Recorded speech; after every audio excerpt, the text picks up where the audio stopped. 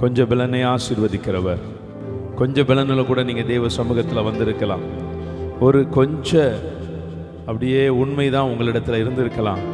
நீங்கள் எல்லாரும் தேவ சமூகத்தில் அப்படியே கண்களை மூடி கர்த்தரை துதிக்க ஆரம்பிங்க, கர்த்தரை ஆராதிக்க ஆரம்பிங்க.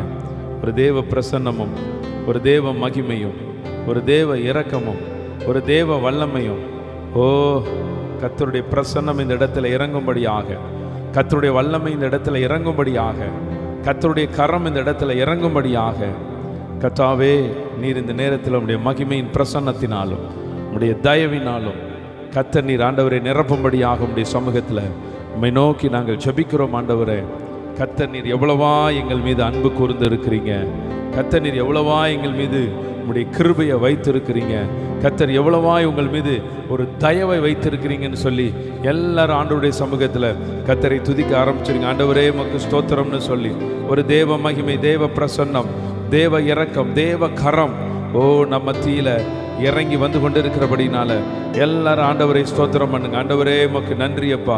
இயேசுவே உம்மை துதிக்கிறோம், ஸ்தோத்தரிக்கிறோம். நல்லவரே, வல்லவரே, மகிமையுள்ளவரே, மகத்துவம் உள்ளவரே, நன்றியோடு உம்மை துதிக்கிறோம், உம்மை ஸ்தோத்தரிக்கிறோம்னு சொல்லி எல்லாரும் கண்களை மூடி அப்படியே துதிக்க ஆரம்பிச்சிருங்க. அப்படியே ஆண்டவரை ஸ்தோத்திரம் பண்ண ஆரம்பிச்சிருங்க. ஒரு தேவ மகிமையின் கரமும், ஒரு தேவ கிருபையின் கரமும், ஒரு தேவ வல்லமையின் கரமும் நம்ம மத்தியில் இறங்கி கொண்டு இருக்கிறபடினால ஆண்டவரே உமக்கு நன்றி என்று சொல்லி நன்றியோடு ஆண்டவரை துதிப்போம், நன்றியோடு ஆண்டவரை ஸ்தோத்தரிப்போம். ஆண்டவரே உமக்கு நன்றி அப்பா. இயேசுவே உமக்கு நன்றி என்று சொல்லி எல்லாரும் தேவ சமூகத்தில் எல்லாம் இந்த வருடத்தின் முதல் ஆராதனை, இந்த வருடத்தின் முதல் ஆராதனையில் தேவ சமூகத்துக்கு நீங்கள் வந்திருக்கிறீங்க. இந்த வருடத்தின் முதல் ஆராதனையில் கர்த்தரை துதிப்பதற்காக வந்திருக்கிறீங்க. இந்த முதல் ஆராதனை ஒரு திருவிருந்து நாளாக இருக்கிறபடினால ஆண்டவரை நோக்கி பார்த்து ஆண்டவரே உமக்கு நன்றி என்று சொல்லி நன்றியோடு உம்மை துதிக்கிறோம், உம்மை ஸ்தோத்தரிக்கிறோம் அப்பா. இரக்கம் உள்ளவரே, மகிமை உள்ளவரே, மகத்துவம் உள்ளவரே, மகாராஜாவே, ஆண்டவரே உமக்கு நன்றி. இயேசுவே உமக்கு நன்றி. பரிசுத்தமே, பரவசமே, பரனே, சருளே, பரம்பொருளே, பரிசுத்தமே, பரவசமே, பரனே, சருளே, தேடினதால் கண்டடைந்தேன், பாடிட பாடல்கள் நீந்தளித்தீர். தேடினதால் கண்டடைந்தேன், பாடிட பாடல்கள் நீந்தளித்தீர். உம் பாதம் பணிந்தேன், என்னாலும் துதியேன், உம்மை அன்றி யாரை பாடுவேன். ஏசையா உந்தன் அன்பு உள்ளம் பொங்குதேன், ஏசையா உந்தன் அன்பு உள்ளம் பொங்குதே. உம் பாதம் பணிந்தேன், என்னாலும் துதியேன், உம்மை அன்றி யாரை பாடுவேன். ஏசையா உந்தன் அன்பு உள்ளம் பொங்குதே, ஏசையா உந்தன் அன்பு உள்ளம் பொங்குதே.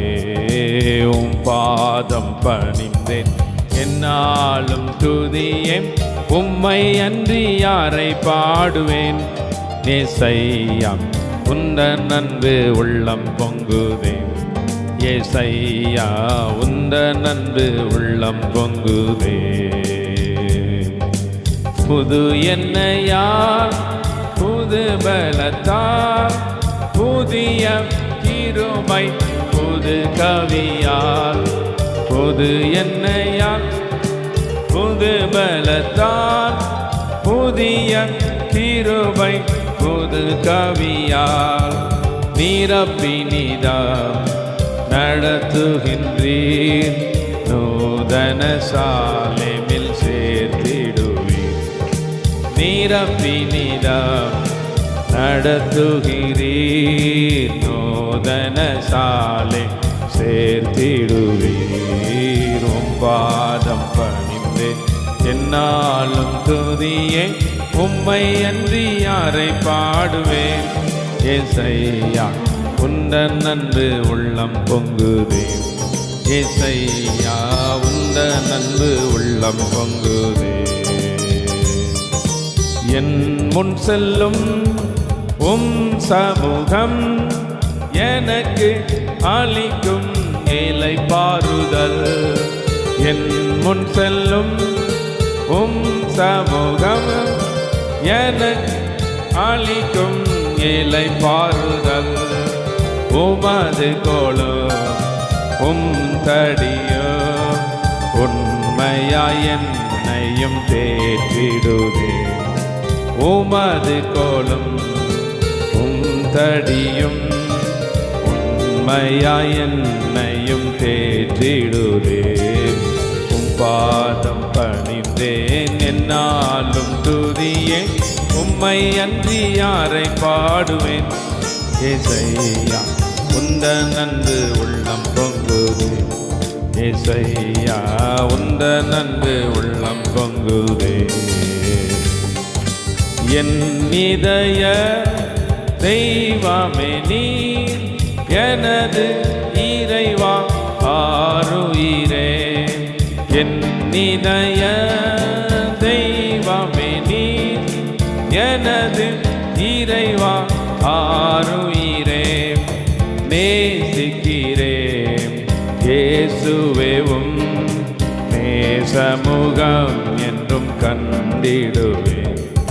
நேசிக்கிறேன் இயேசுவேவும் நேசமுகம் என்றும் கண்டிடுவேன். உம் பாதம் பணிந்தேன் என்னால் துதியே. உம்மை அன்றி யாரை பாடுவேன். ஏசையா உந்தன் அன்பு உள்ளம் பொங்குதே. ஏசையா உந்தன் அன்பு உள்ளம் பொங்குதே. பாடுங்க. உம் பாதம் பணிந்தேன் என்னாலும் துதியே. உம்மை அன்றி யாரை பாடுவேன். ஏசையா உந்தன் அன்பு உள்ளம் பொங்குதே. ஏசையா உந்தன் அன்பு உள்ளம் பொங்குதே. நெருக்கத்திலே உம்மை அழைத்தேன். நெருங்கி உதவி எனக்கு அளித்தீர். நெருக்கத்திலே உம்மை அழைத்தேன். நெருங்கி உதவி எனக்கு அளித்தீர். திசை கெட்டெங்கும் அலைந்திடாமல் தீவிரம் வந்தன்னை தாங்குகிறீர். திசை கெட்டெங்கும் அலைந்திடாமல் தீவிரம் வந்தன்னை தாங்குகிறீர். உம் பாதம் என்னாலும் துதியே. உம்மை அன்றி யாரை பாடுவேன். ஏசையா உந்தன் அன்பு உள்ளம் பொங்குதே. ஏசையா உந்தன் அன்பு உள்ளம் பொங்குதே. புது எண்ணெயால் புது பலத்தால் புதிய கிருபை புது கவியால். பாடுங்க. புது எண்ணெய்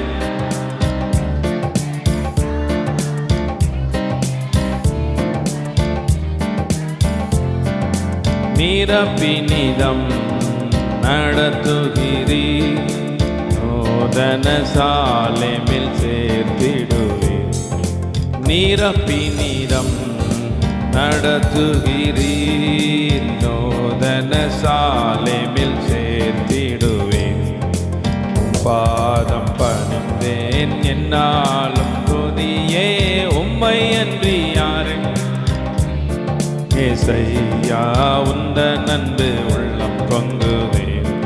ஏசையா உந்தன் அன்பு உள்ளம் பொங்குதே. உம் பாதம் அணிந்தேன் என்னாலும். ஏசையா உந்தன் அன்பு உள்ளம் பொங்குதே. என்றையா உந்தன் அன்பு உள்ளம் பொங்குதே. கனிச்செடி நீர் நிலைத்திருக்கும் கொடியாய் அடியேன் படர்ந்திலங்க. கனிச்செடி நீர் நிலைத்திருக்கும் கொடியாய் அடியேன் படர்ந்திலங்க. கிளை நறுக்கி காலை பிடுங்கி கர்த்தரை காத்தென்னை சுத்தம் செய்வீர். கிளை நறுக்கி தலை பிடுங்கி கர்த்தரை காத்தென்னை சுத்தம் செய்வீர்.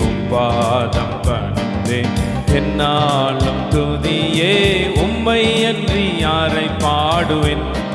ஏசையா உந்தன் அன்பு உள்ளம் பொங்குதே, ஏசையா உந்தன் அன்பு உள்ளம் பொங்குதே. பாதம் பணிந்தேன் என்னாலும்.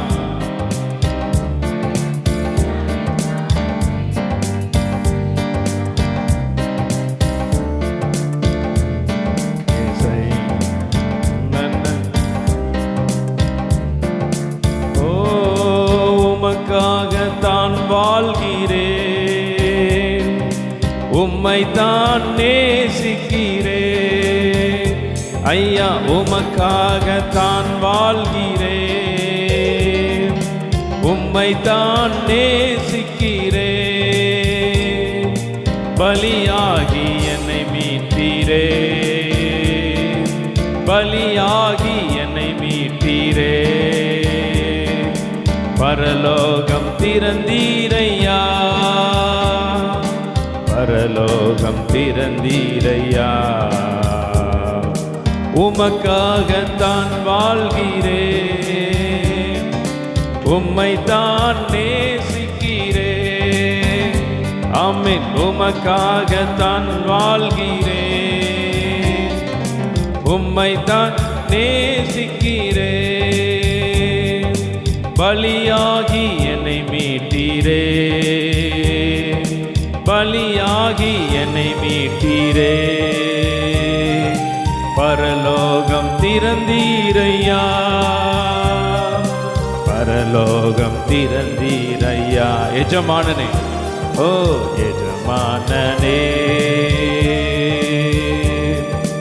என் இயேசு ராஜனே. சொல்லுங்க, எஜமானனே, என் இயேசு ராஜனே. என் எண்ணமெல்லாம் என் ஏகமெல்லாம் உம் சித்தம் செய்வதுதானே. என் எண்ணமெல்லாம் என் ஏகமெல்லாம் உம் சித்தம் செய்வதுதானே. அப்பா உன் சந்நிதியில் தான் அகமகிழ்ந்து களி கூறுவே. சொல்லுங்க, அப்பா உன் சந்நிதியில் தான், ஆமென், அகமகிழ்ந்து களி கூறுவேன். எப்போது உம்மை காண்பேன், எப்போது உம்மை காண்பேன். ஏங்குதையா என் இதயம், ஏங்குதையா என் இதயம். ஆமென். எஜமானனே, என் இயேசு ராஜனே. சொல்லுங்க, எஜமானனே, என் இயேசு ராஜனே. என் எண்ணமெல்லாம் என் ஏகமெல்லாம் உம் சித்தம் செய்வதுதானே. என் எண்ணமெல்லாம் என் ஏகமெல்லாம் உம் சித்தம் செய்வதுதானே. என் தேச எல்லையெங்கோ அப்பா நீ ஆள வேண்டும். என் தேச எல்லையெங்கோ அப்பா நீ ஆள வேண்டும். வறுமை வறுமை எல்லாம் மாறணும், வறுமை எல்லாம் மாறணும். தேசத்தின் வன்முறை எல்லாம் ஒழியணும், வன்முறை எல்லாம் ஒழியணும். பாடுங்க பாப்போம். ஓ எஜமானனே, என் இயேசு ராஜனே. எஜமானனே, என் இயேசு ராஜனே. என் எண்ணமெல்லாம் என் ஏக்கமெல்லாம் உம் சித்தம் செய்வதுதானே. என் எண்ணமெல்லாம் என் ஏக்கமெல்லாம் உம் சித்தம் செய்வதுதானே. பாடுங்க பாப்போம். ஓ எஜமானனே, என் இயேசு ராஜனே. எஜமானனே, எஜமானனே, என் இயேசு ராஜனே. உயிர் வாழும் நாட்களெல்லாம் ஓடி ஓடி உழைத்திடுவே. சொல்லுங்க.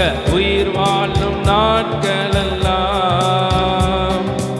ஓடி ஓடி உழைத்திடுவே.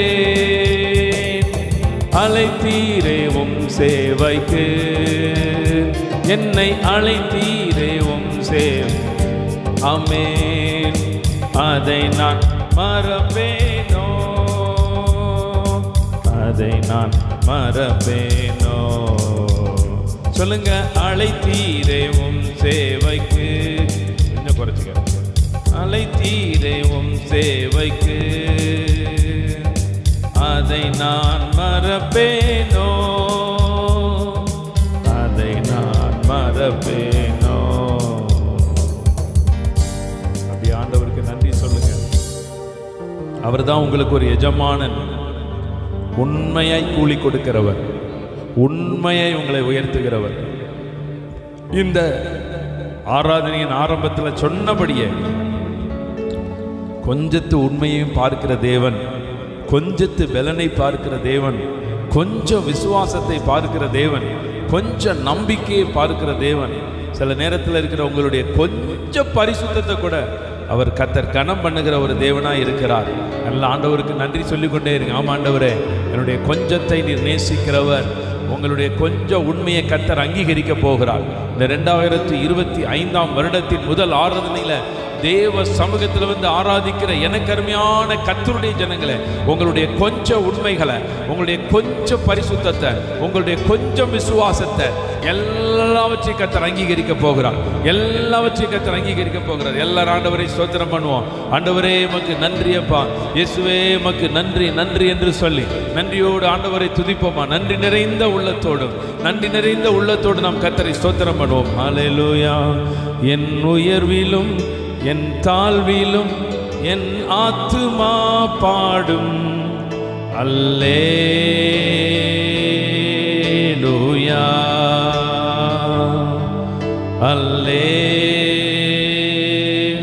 அல்லேலூயா. என் உயர்விலும் என் தாழ்விலும் என் ஆத்துமா பாடும் அல்லேலூயா,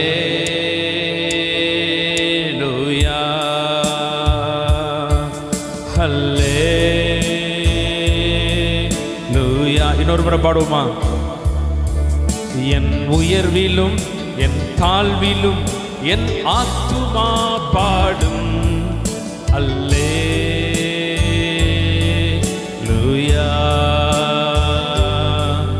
அல்லேலூயா.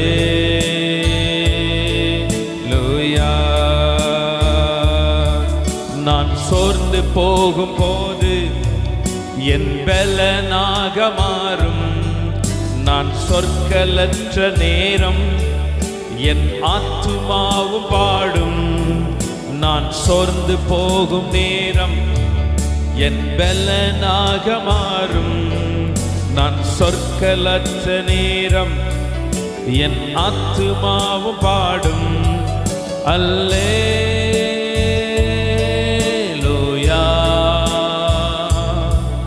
அல்லேலூயா.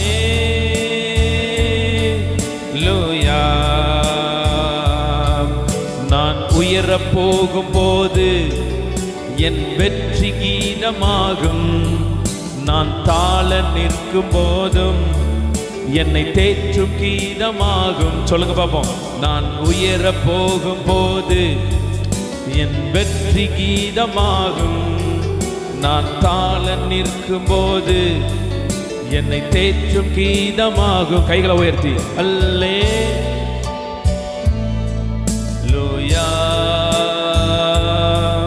அல்லேலூயா.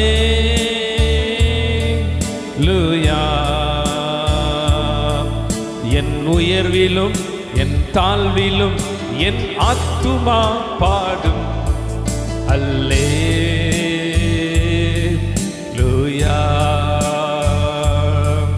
அல்லேலூயா.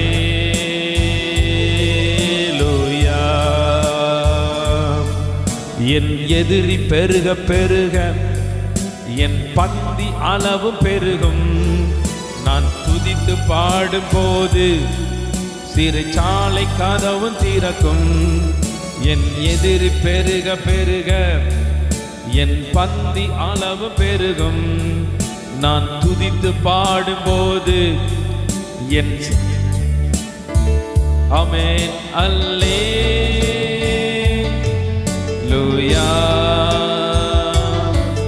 அல்லேலூயா அல்லேலூயா அல்லேலூயா. இப்ப நீங்க மாத்திரம் மியூசிக் இல்லாம பாட போறீங்க. என் உயர்விலும் என் தாழ்விலும் என் ஆத்துமா பாடும் அல்லேலூயா. இன்னொரு முறை என் உயர்விலும். ஆமென் அல்லேலூயா அல்லேலூயா. நான் உயர போகும்போது என் வெற்றி கீதமாகும். நான் தாழ நிற்கும் போது என்னை தேற்றும் கீதமாகும். நான் உயர போகும்போது என் வெற்றி கீதமாகும். நான் தாழ நிற்கும் போது என்னை தேற்றும் கீதமாகும். அல்லேலூயா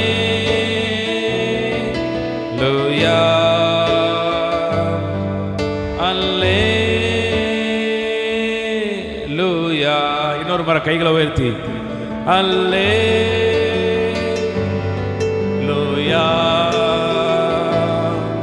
அல்லேலூயா. முழங்கால் படியிடுங்க தேவ சமூகத்தில். மீண்டும் நான் உங்களுக்கு சொல்லி நிறைவு செய்ய போகிறேன். தேவ பிள்ளைகளே, உங்க வாழ்க்கையில் இருக்கக்கூடிய கொஞ்சத்து உண்மையை கர்த்தர் அறிந்திருக்கிறார். கொஞ்சத்தின் அந்த உண்மைகள், கொஞ்சத்தின் விசுவாசம், கொஞ்சம் பரிசுத்தம். நீங்க கொஞ்சம் நாளும் தேவ சமூகத்தில் உட்காரணும்னு சொல்லி அந்த கொஞ்சத்தை எல்லாம் கர்த்தர் அநேகத்தின் மேல் அதிகாரியாய் வைக்கக்கூடிய நன்மைகளை கர்த்தர் உங்களுக்கு செய்து கர்த்தர் உங்களை கைவிடாதா இருப்பார். கிருபையாய் நேசிக்கிற நல்ல பிதாவே, நன்றியோடுமை துதிக்கிறோம், நன்றியோடுமை ஸ்தோத்தரிக்கிறோம். ஒரு தேவ மகிமையும் தேவ பிரசன்னமும் தேவ இரக்கமும் தேவ வல்லமையும் கூட இருந்து நடத்துவதாக. ஆண்டவரே, இந்த நாளில் வந்திருக்கிற ஒவ்வொருத்தர் மீதும் உடைய தயவுள்ள கரத்தை வைங்க. இயேசு கிறிஸ்து மூலமாய் ஜெபிக்கிறோம் நல்ல பிதாவே, ஆமென் ஆமென். எல்லாரும் உட்காருங்க, எல்லாரும் உட்காருங்க. ஸ்தோத்தரிக்கிறோம் ஸ்தோத்தரிக்கிறோம் ஸ்தோத்தரிக்கிறோம் ஸ்தோத்தரிக்கிற ராஜா, எங்களை அதிகமாக அவருடன் நேசிக்கிற எங்கள் அன்பின் தகப்பனே உமக்கு நன்றி செலுத்துகிறோம். இந்த 2025 வருஷத்திலும் கூட அப்பா, அந்த முதல் பரிசுத்த இந்த ஓய்வு நாளுக்காக உமக்கு நாங்கள் நன்றி செலுத்துகிறோம் அப்பா. விசேஷமாக ஆண்டவரே ஏசப்பா, இந்த 5ஆம் தேதியில் நம்முடைய 5 காயங்களுடைய வல்லமையின் அபிஷேகத்தை அப்பா, 5 காயங்கள் உள்ள அந்த வல்லமையின் கிருபையை அந்த நாளில் வந்திருக்கிற ஒவ்வொரு மீது நீர் வைக்கும்படியாக நாங்கள் ஜெபிக்கிறோம் அப்பா. வல்லமுடர் எனக்கு மகிமையானதை செய்தார் என்று நாங்கள் வேதாகமத்தில் பார்க்கிற வண்ணமாக இன்றைக்கு வந்திருக்கிற ஒவ்வொரு பிள்ளைகளும் நன்றியுள்ள இருதயத்தோடு அப்பா, அந்த புதிய நாளில், அந்த புதிய வருஷத்தில் அப்பா, முதல் பரிசுத்த ஓய்வு நாளில் கலந்து கொண்டிருக்கிற ஒவ்வொருடைய வாழ்க்கையிலும் நன்மையும் கிருபையும் தொடரும்படியாய் நாங்கள் ஜெபிக்கிறோம்.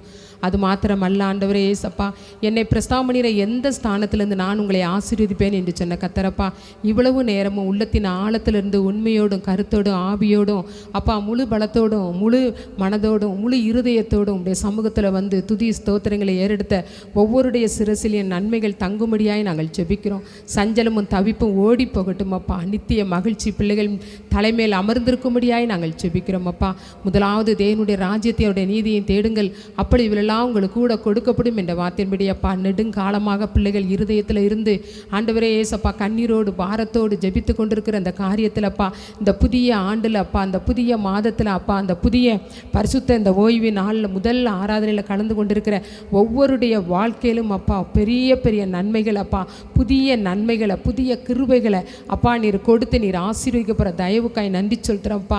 கற்பத்தின் கனிக்காக இருக்கிற பிள்ளைகளுக்கு நல்ல கற்பத்தின் கனியை நீர் தரப்போகிறீர். உமக்கு ஸ்தோத்திரம் ஸ்தோத்திர ராஜா. அது மாத்திரமல்ல, நல்ல திருமண காரியத்துக்காக பிள்ளைகளுக்காக மணமகளை எதிர்பார்த்து கொண்டிருக்கிற பிள்ளைகளுக்கு ஏற்ற நேரத்தில் நல்ல திருமண காரியத்தை நீர் ஆசீர்வதித்து கொடுப்பதற்காய் நன்றி ராஜா. தகப்பனே அநேகரப்பா இன்னும் எனக்கு ஒரு குழந்தை இருந்தால் நன்றா இருக்குமே என்று சொல்லி ஏங்கி கொண்டிருக்கிற பிள்ளைகளுக்கு இரண்டாவது ரெட்டிப்பான ஒரு நன்மையினால் ஒவ்வொரு பிள்ளைகளுக்கும் அப்பங்களுடைய மன விருப்பத்தின்படி அழகான ஒரு ஆண் குழந்தையின் ஆசீர்வாதத்தை அநேகருக்கு நீர் கொடுக்க போகிறீரப்பா. அதற்காக உமக்கு நன்றி நன்றி நன்றி நன்றி நன்றி ராஜா. தகப்பனே முன்னே பிரஸ்தாபனிட எந்த ஸ்தானத்திலிருந்து நான் உங்களை ஆசீர்வதிப்பேன் என்று சொன்ன கர்த்தரப்பா, ஒவ்வொரு பிள்ளைகளையும் நீர் அப்படியே ஆசீர்வதிப்பதற்காக நன்றி செலுத்துகிறோம். சகல பிரஸ்தாபத்தை பார்க்கிலும் உம்முடைய வார்த்தையை அப்பா நீர் மகிமைப்படுத்துகிற கர்த்தரப்பா, இந்த நாளில் அப்பா செய்து கொடுக்குற உம்முடைய மகனை மறைத்து அப்பா அங்கே வந்திருக்கிற எங்களோடு நீர் பேசும்படியாய் நாங்கள் ஜெபிக்கிறோம். அதை கேட்டு அதன்படி நடந்து உம்முடைய ஆசீர்வாதங்களை நாங்கள் பரிபூரணமாய் நாங்கள் பெற்றுக்கொண்டவர்களாய் கடைபிடித்து அநேகருக்கு நாங்கள் ஆசீர்வதிக்கப்பட்ட சந்ததியாய் தலைமுறையாய் பிரகாசிக்க அப்பா நீர் கிருபை பாராட்டப்படுற தயவுக்காக உமக்கு நன்றி சொல்கிறோம் அப்பா. எங்கள் ஒவ்வொருவரையும் உடைய கரத்தலை தாழ்த்தி தருகிறோம். மனுஷன் அப்பத்தினால் மாத்திரம் அல்ல, தேவனுடைய வாயிலிருந்து புறப்படுகிற ஒவ்வொரு வார்த்தையினாலும் பிழைப்பான் என்ற வார்த்தையின்படியப்பா ஒவ்வொரு பிள்ளைகளுடைய வாழ்க்கையில் நீர் அற்புதங்களை அடையாளங்களை நீர் செய்யப்படுற தயவுக்காய் நன்றி செலுத்துகிறோம்.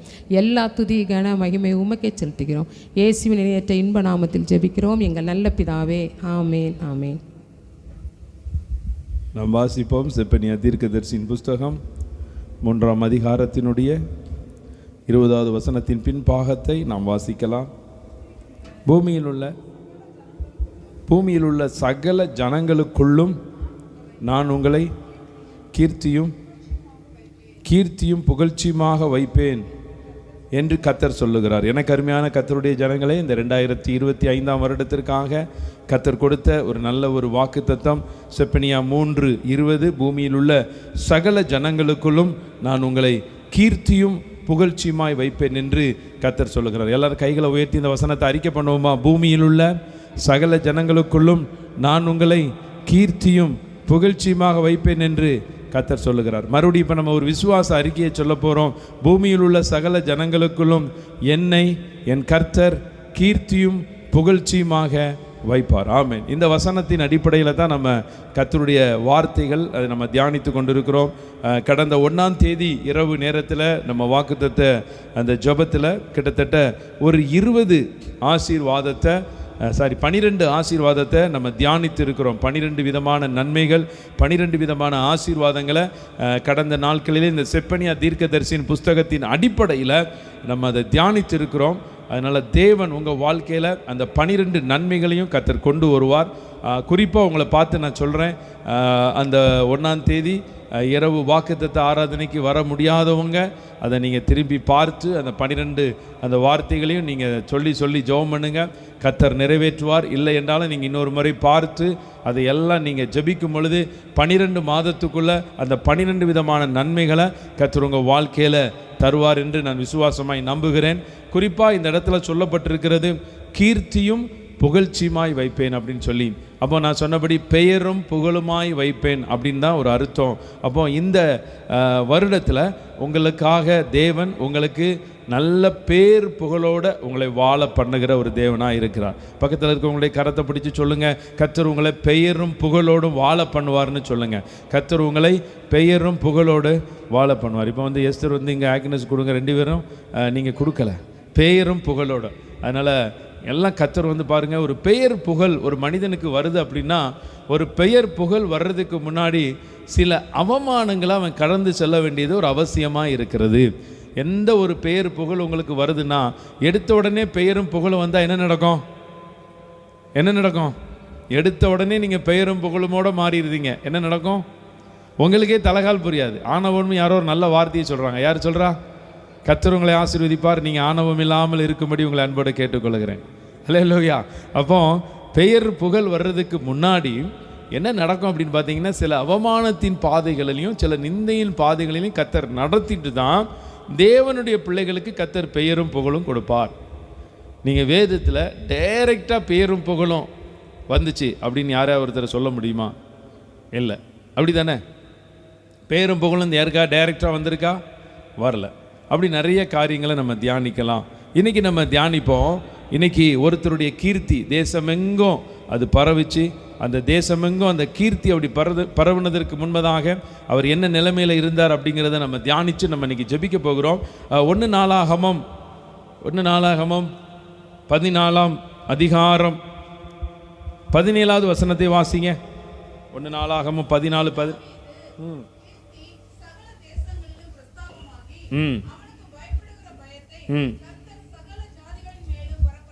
ஆமாம், இங்கே வாசிக்கிறோம்.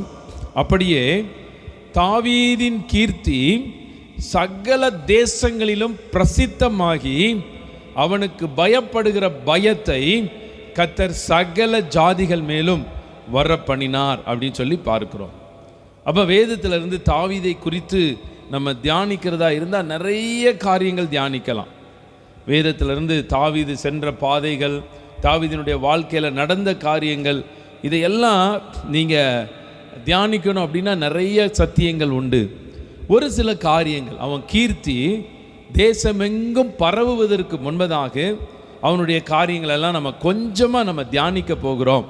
இப்போ வாசிக்கலாம். 1 சாமுவேல் 17ஆம் அதிகாரம். 1 சாமுவேல் 17ஆம் அதிகாரத்தினுடைய 28வது வசனத்தை ஒருத்தர் வாசிங்க. 1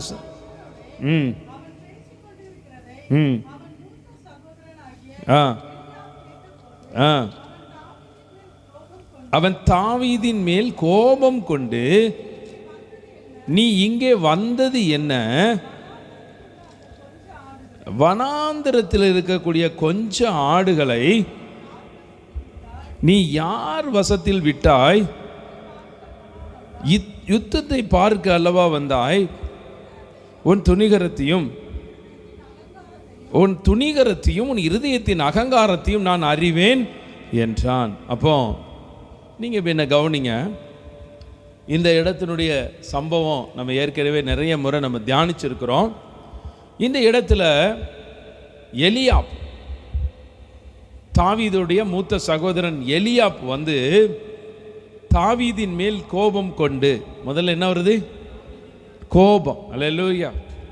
அப்போ கடந்த நாட்களில் தேவையில்லாமல் சில ஜனங்கள் எல்லாம் உங்கள் மேலே பட்டிருக்காங்களா? இல்லைங்க, நான் அன்னை தெரசா மாதிரி எல்லாரிடத்துலையும் அன்பு காட்டினதுனால என்னிடத்துலையும் எல்லாரும் அன்பு காட்டினாங்க அப்படின்னு சொல்ல முடியுமா? உங்கள் சொந்த பிள்ளைகளே உங்கள் மேலே கோபப்படும். பிள்ளைகள் கோபப்பட்டிருக்காங்களா? அக்கா, பிள்ளைகளை வெறுத்தீங்களா? பிள்ளைகள் கோபப்பட்டாலும் என்ன பண்ணுறோம்? நேசிக்கிறோம். அதுதான் கர்த்தர். நீங்களே உங்கள் பிள்ளைகள் கோபப்பட்டால் கூட என்ன பண்ணுறீங்க? மன்னிக்கிறீங்க, மறக்கிறீங்க, எல்லாம் செய்கிறீங்க. அப்போ கோபம், ஒரு நல்ல பெயர் நம்ம வாழ்க்கையில் வரணும், ஒரு கீர்த்தி நம்ம வாழ்க்கையில் வரணும், புகழ்ச்சி வரணும்னா சில கோபங்கள், சில கோபத்தின் மீது வரக்கூடிய சில சூழ்நிலைகளை நம்ம கடந்து போகிறது ஒரு அவசியமாக இருக்கும்.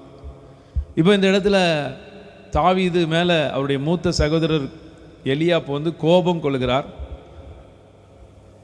தாவீது வந்து ரொம்ப சாந்தமான ஆளா? இல்லை. காட்டுக்குள்ளே ஒரு விசை சிங்கத்தையும் காரடியும் என்ன பண்ணார்?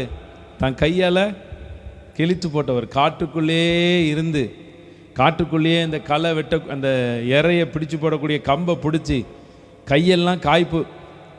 எலியாப் வந்து மிலிட்ரியில் இருக்கிறார், இராணுவத்தில் இருக்கிறார், சவுலுடைய இராணுவத்தில் இருக்கார். ஆனால் அதை காட்டிலும் பலசாலி தான் தாவீது, அதை காட்டிலும் பலசாலி தான். இப்போ நீங்கள் நல்லா தெரிஞ்சுக்கொள்ளணும், சில நேரங்களில் உங்கள் வாழ்க்கையில் நீங்கள் நல்ல பலசாலியாக இருப்பீங்க. உண்மையில் நீங்கள் ரொம்ப உண்மையுள்ளவளாக இருப்பீங்க. ஒருவேளை நீங்கள் ரொம்ப உண்மையுள்ளவளாக பரிசுத்தமாக நீங்கள் இருக்கலாம். ஆனால் சில மனிதர்கள் உங்களுக்கு விரோதமாக கோபம் கொள்ளலாம், தேவையில்லாத வார்த்தைகளை பேசலாம். அப்போ நீங்கள் என்ன பண்ணுவீங்க? சரி போய் நிற்பீங்களா? அல்லேலூயா. இப்போ நான் கொஞ்ச நாள் மதுரையில் வேலை பார்த்தேன். இப்போ மதுரையில் வேலை பார்க்கும்போது எனக்கு ஒரு நண்பர் இருந்தார். அப்போது அவர் பார்த்திங்கன்னா பர்ஃபெக்டாக வேலை செய்வார், உண்மையாக வேலை செய்வார். அதனால் யார் ஒரு சின்ன வார்த்தை சொன்னாலும் நேராக போய் நிற்பார். நீ என்னை விட அதிகமாக வேலை செஞ்சுட்டு தான் நீ என்கிட்ட குறை சொல்லணும் அப்படிம்பார். அப்படி சொல்லுவார். நீ சொல்கிறதெல்லாம் ஒத்துக்கிட முடியாது அப்படின்னு சொல்லி சிலர்லாம் அடிச்சிருக்கிறார். அவர் என்ன சொல்லுவார்? இப்போது ஒரு உதாரணத்துக்கு ஒரு சூப்பர்வைசரே இருக்கார். சூப்பர்வைசர் சொன்னால் கூட என்ன பண்ணுவார்? சில நேரம் கேட்டுக்கிடுவார். இந்த கூட வேலை செய்கிறவங்க ஏதாவது சொல்லிட்டாங்கன்னா, நீ என்னை விட அதிகமாக வேலை செய், நான் இன்னும் 1 மணி நேரம் நான் வேலை செய்வேன், நீ செய்வியா அப்படின்னு சொல்லி இந்த அலுமினியம்லாம் உருக்குற அந்த வெக்கையான இடத்துல, ஹீட்டு, அந்த இடம் எப்போவுமே ஹீட்டாக இருக்கும், அந்த இடத்துல வேலை செய்கிறவர் சொல்லுவார், என்னை விட நீ நல்லா வேலை செஞ்சுட்டு தான் நீ என்னை சொல்லணும் அப்படிம்பார். நம்ம கூட அப்படி தானே சொல்லுவோம் சில நேரத்தில். என்னை விட அவன் நல்லா இருந்துட்டு சொன்னால் பரவாயில்ல. நமக்கு கீழே இருக்கிறவங்களோ நம்மளை விட குறைவாக இருக்கவங்களோ நம்ம சொன்னால் ஒத்துக்கிடுவோமா? ஒத்துக்கிட மாட்டோம். இப்போ இந்த எலியாப் அவன் இராணுவத்தில் இருந்தாலும் சவுலுடைய அந்த படையில் இருந்தால் கூட தாவீது அவனுடைய குடும்பத்தில் அற்பமாக எண்ணப்பட்ட ஒரு மனிதன் தான். ஆனால் தாவீதுக்கு எல்லா பலனும் இருந்துச்சு. இன்னும் கொஞ்ச நேரத்தில் பெரிய அற்புதம் அவனுக்கு நடக்க போகுது. நல்லா தெரிஞ்சுக்கொள்ளணும், ஒரு பெரிய அற்புதம் நடக்கும் பொழுது சில டைவர்ஷன், நீங்கள் கோபப்படுகிறதுனால அது டைவர்ட் ஆகி போயிடும். நான் சொல்கிறேன், சில அற்புதம் அதிசயம் நடக்கிறதுக்கு முன்னாடி எங்கள் வாழ்க்கையிலே நடக்கும். சில கோபப்படக்கூடிய சூழ்நிலை, கோபத்தில் வார்த்தைகளை சொல்கிற மாதிரி, கோபத்தில் நீங்கள் வார்த்தையை விடுற மாதிரி சூழ்நிலைகள் உங்களுக்கு வரும். நீங்கள் அப்போ தான் எச்சரிக்கையாக இருக்கணும். நாங்களாம் நிறைய நேரம் அதில் அவுட் ஆயிரும். பெரிய ஜெபம் பண்ணணும், பெருசாக பண்ணணும் அப்படின்னு நினச்சிக்கிட்டு இருப்போம். அதுக்கு இடையில இங்கே வேறு கோபப்படுற சூழ்நிலை வரும். அப்போ தேவையில்லாமல் வார்த்தைகளை விட்டுருவோம். அங்கே போய் ஜெபிச்சா பிரசன்னமே இருக்காது, எங்களுக்கு தெரியும். ஏன்? தேவையில்லாதபடி. ஆனால் சில நேரங்களில் தேவையில்லாத வார்த்தை, தேவையில்லாத பிரச்சனை வரும்பொழுது அமைதியாக உட்காந்துட்டு ஸ்தோத்திரம் சொல்லிவிட்டு அங்கே போய் உட்காந்து ஜெபிச்சாலே ஒரு பெரிய பிரசன்னமாக இருக்கும். எங்களுக்கு நடத்துகிற மாதிரி தான் உங்களையும் கர்த்தர் நடத்துவார். அப்போ நீங்கள் இந்த வருடத்தில் அதிகமாக நீங்கள் என்ன பண்ணணும்? நீங்கள் கோபம் கொண்டாலும், ஆமாம், நீங்கள் கோபம் கொண்டாலும், கோபம் கொள்ளும் பொழுது எதுக்கு வர்றவனை விட்டு வைக்காதீங்கன்னு ஆண்டவர் சொன்னாரா? அபாண்டமான சொல்லை ஏற்று கொள்ளாயாக அப்படின்னு சொல்லியிருக்குது வேத வசனம். நம்ம ஏற்றுக்கொள்ள மாட்டோம். அபாண்டமாக சொன்னால் விட்டு வைப்போமா? ஏற்றுக்கொள்ள மாட்டோம். இயேசு கிறிஸ்து புதிய ஏற்பாட்டில் எல்லாவற்றையும் ஏற்றுக்கொண்டு சகித்தார். எல்லாவற்றையும் சகித்தார் தானே அவர். எல்லாம் பாருங்கள், தச்சனுடைய மகன் இவன், ஒரு கார்பனுடைய பெரிய அதிசயத்தை கர்த்தர் செய்கிறாரு. இவன் தச்சனுடைய மகன் அல்லவான்னு சொல்லி அவருக்கு முன்னாடியே என்ன பண்ணுறாங்க? சாதாரணமாக பேசுகிறாங்க. வேதத்தில் நீங்கள் பார்த்தீங்கன்னா மரியாள் அந்த கர்ப்பத்தை சுமந்ததுனால, பரிசுத்த ஆவியினால் அந்த கர்ப்பத்தை சுமந்ததுனால நீண்ட காலம் அந்த நிந்தையை அவங்க அனுபவிச்சுக்கிட்டே இருந்தாங்க. இப்போ நீண்ட காலம் என்ன பண்ணாங்க? நிந்தையை அனுபவிச்சுக்கிட்டே இருந்தாங்க. இன்னைக்கு மரியாள் கத்தோலிக்க சபையினரால் என்ன பண்ணுறாங்க? வணக்கத்துக்குரியவங்க, புகழப்படக்கூடியவங்கன்னு சொல்லி கர்த்தர் தான் அந்த கணத்தை கொடுத்துருக்கிறார். அல்லேலூயா. இப்போ நான் அன்றைக்கி உட்காந்து அப்படியே மரியாளை குறித்து ஒரு செய்தி எழுதிக்கிட்டு இருக்கிறேன். மரியாளுடைய வாழ்க்கையில் எப்படி மரியாளை கர்த்தர் கீர்த்தியும் புகழ்ச்சியுமா வைத்தார் அப்படின்னு சொல்லி நிறைய வேதம், நிறைய வரலாற்று காரியம் எல்லாத்தையும் வச்சு நான் எழுதிக்கிட்டு இருக்கிறேன். அப்போது அந்த நிந்தையை கடைசி வரைக்கும் அந்த அம்மா சுமந்து கொண்டே இருந்தாங்க. லூக்காலே இருக்குது, உன் நிந்தை உன் இருதயத்தை பிளக்கும் அப்படின்னு சொன்னாங்க. அப்போ அந்த நிந்தையை சகிச்சாங்க. இன்னைக்கு சகிச்சதுனால எந்த அளவுக்கு இயேசு கிறிஸ்துவ தெரியுமோ அந்த அளவுக்கு மரியாதை பற்றியும் மக்களுக்கு தெரியும். உண்மை தானே? உண்மை தானே? இயேசு கிறிஸ்து தான் இந்த உலகத்துக்கு வந்த ஒரு தேவகுமாரன். அதே நேரத்தில் தேவகுமாரனை சுமந்த தாயும் எல்லாருக்கும் தெரியும். ஏன் அந்த கர்த்தர் அந்த கணத்தை கொடுக்குறார் அப்படின்னு பார்த்தீங்கன்னா, சில விஷயங்களை சகிக்கிறதுல இருக்குது. எத்தனை பேர் சகிப்பீங்க? 4 கை. அல்லேலூயா. நான் உண்மையை சொல்கிறேன், உங்கள் மேலே தவறே இருக்கட்டும், இல்லை உங்கள் மேலே நியாயமே இருக்கட்டும், சில நேரம் நீங்கள் சகிச்சு பாருங்கள், அது ஒரு ஆசீர்வாதம். அல்லேலூயா. சகிப்பு தன்மையில் பெரிய நன்மைகளை கர்த்தர் வச்சிருக்கிறார். உங்களுக்கு வார்த்தைக்கு வார்த்தை பேசக்கூடியது உங்களுக்கு தெரியலாம். அப்போ உங்களை பார்த்து ஒருத்தர் தீமையான குற்றமான வார்த்தைகளை பேசுகிறாங்க, அவங்களுக்கு பதில் சொல்வதற்கு உங்களுக்கு வார்த்தை இருந்தால் கூட சில நேரம் நீங்கள் அமைதியாக இருந்து பாருங்கள். அப்போ நீங்கள் கோழை அப்படிலாம் கிடையாது, நீங்கள் கோழையெல்லாம் இல்லை.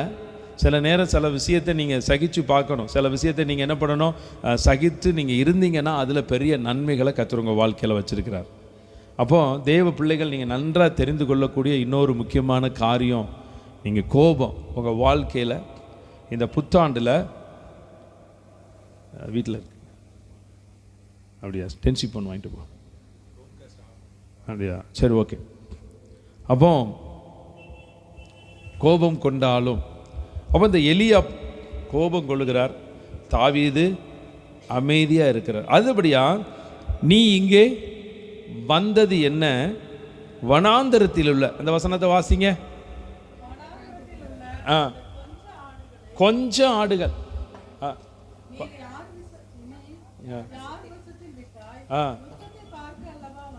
ஆமென்,